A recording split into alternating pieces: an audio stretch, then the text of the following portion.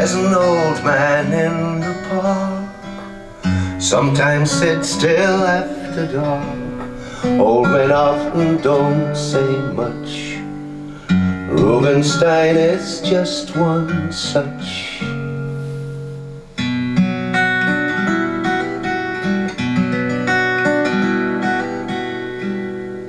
But if you sit with him a while, he will talk and sometimes smile.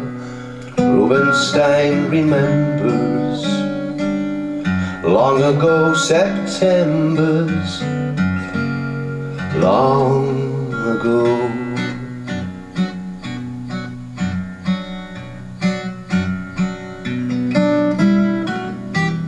He was born in Germany, poor but loving family.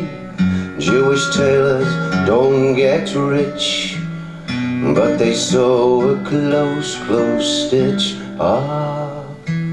Married 1929, wife, 2 children doing fine, until 1939 took them down that railroad line.